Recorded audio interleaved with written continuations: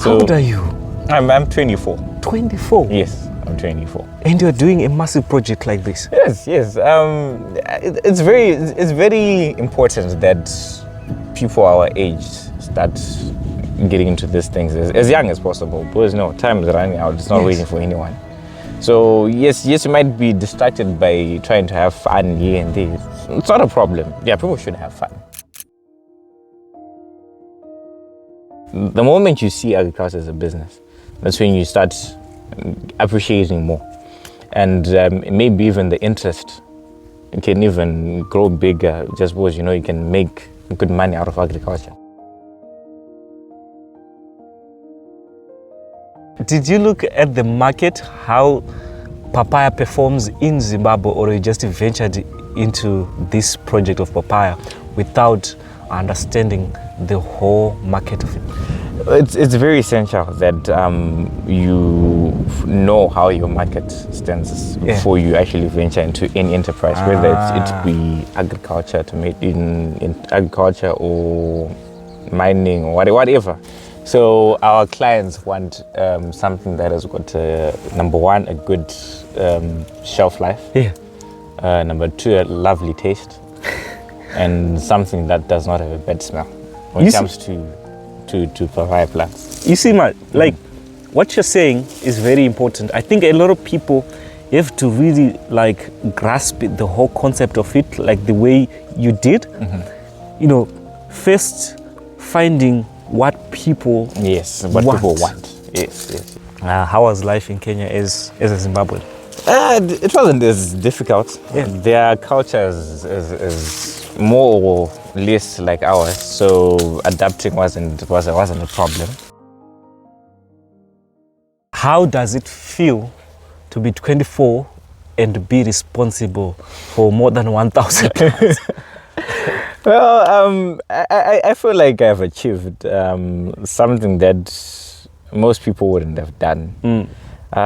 Being 24 means that you've got a lot of energy to do a lot of things. Yeah. Right. I channeled my energy into producing these fruits. Though it's really difficult. It's really difficult because the responsibilities that come with catering for this whole lot. They're too much. Also considering that I'm in school. From one plant, how many papayas can I expect from one plant? So I'm targeting at least 50 fruits. 50? At least. 50? 50. Per plant? Yes. And one plant costing how much? One fruit. Yeah. $1 per kg is good. How many plants do you have? 1,200. Yeah. Yes. You guys, you do the math. My variety is called IPB9. Kalina IPB9. One of the people that I follow on Facebook, I forgot his name. He's a guy from the Rurals that just got a contract for tobacco. and is planning on making his first million this year. Really? Yes. From tobacco? From tobacco. Just from tobacco. Eh? So he's a guy who never went past through grade 7, by the way. Yeah. So all he has is the knowledge of how to produce tobacco. Oh, so are you not talking about this guy who was interviewed on this podcast? The Ken Chef. Yeah. That's the guy that I'm talking about. That's brilliant. Yes. That's the guy that I'm talking about. He was portraying that picture that I might not be educated, but I know what I am doing. Exactly. I even followed his life story on that podcast. It actually gave me the thought that I could be in a better position, right? Wonderful. To actually make a difference. But this is a guy who is not educated and is doing that big. What more a person who's actually more educated than him? That's amazing. So you have given yourself that privilege of learning from other people. Yes. I think in life it's safer. Safer to learn from other people's experiences than it is to learn from your own. Because when you now learn from your own experience, it could be more fertile to you than learning from other people's experience. There's not too much of a risk when it comes to papaya farming. Maybe the weather conditions, number one. If you are worried about the market, I assure you there's too much of a space that you can cover in the market. I can't even cover this alone. You need other people to actually venture into this. Yes, I need other people to get into this. Yeah. Let's talk about the plants themselves. Are they not prone to diseases? They are. Just 2 weeks ago, I had a problem of powdery mildew. Then there's also a recurring pest, the mealybug. That's a recurring pest. But then, as long as you're on top of the situation, you do routine sprayings. I think you'll be fine. Because I would want my produce to get out of this farm without not even a single blemish on it. So that's why I would recommend people to go for routine spraying. I'm currently studying agriculture economics and development by Midland State University. The reason why you're learning agriculture at university, is it you want to find a job in the agricultural sector, or you want to use the knowledge that you're getting to start your own thing, to implement it in your own thing? I was never fascinated about finding a job. Never. Never. I wanted to make a difference in agriculture. That's so the reason why I actually went to school to study agriculture is I want to know how people deal with the formalities of agriculture. So in terms of research, I used to deal with another variety. Oh. And it tasted good, but then they didn't love it because of the smell, and it was too watery. Really? My clients don't like that. So in terms of research, I went for something that had a good texture. If you actually, unfortunately, they're not yet ripe yet. But the moment that they're ripe, it has got a good texture. Once you cut it open, it's not even watery or anything. It's just perfect. Just perfect. What are the challenges that you've been facing? I think for my main challenge right now is that we're in winter. Winter tends to slow down the growth of the plant. Even the flowers they're not popping out anymore. And also, if it's that severe, it can actually totally damage the younger plants. How long does it take for the plant to mature? It will take 8 months, but in cold areas, even up to 12 months for it. 12 months? Yes. Yo! For other people, that's a lot. Yeah, it is. But then it's not an issue about the quick dollar. Yeah. If you take sustainability of a business as a priority, that's amazing. You would actually be patient enough to wait for that dollar.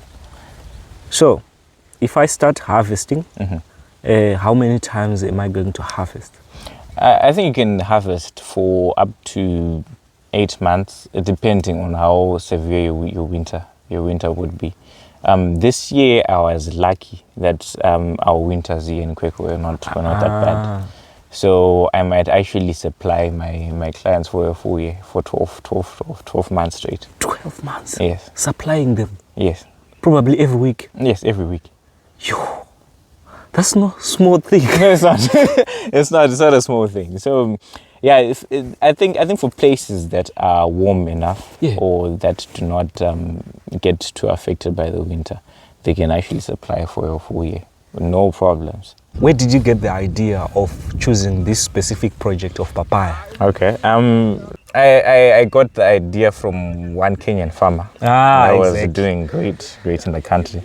So I was like, if Kenya can do it, then why can't Zimbabwe do it? And then I just adopted the idea. Some of my age out there having fun, but I want to secure my future. Wow. I want to secure my parents' future. Yeah. I also have siblings. I need to take care of my siblings. I've got a community to also take care of. That's a huge responsibility. Yes. It's as long as I'm a patriot, right? So I really think that it's everyone's responsibility, for them to always take care around the people that are around them. You told me that you went to Kenya, but you had an option to go to Australia. Yeah, Kenya is very close to Zimbabwe, so I assumed that what is being done in Kenya, I can also implement here because of the relevance issue. Going outside, of course, to get a degree in Australia wasn't a bad idea. Yes, because if we comparing Kenya and if we're comparing Zimbabwe and Australia in terms of agriculture, the way ahead, they've got better technology, they probably have better expertise, but in terms of relevance in climatic conditions, we're totally different people. In the agricultural space in Kenya, yes, what they're doing there, is it something that I can implement here in Zimbabwe? Yes, I think Kenya has done a lot in terms of production of raw materials. Okay. Right, and most farmers now they're now done with dealing with raw materials. They're now getting into value addition, which I want to eventually do here. It literally means that doing papaya farming pays. Yes, it's very profitable.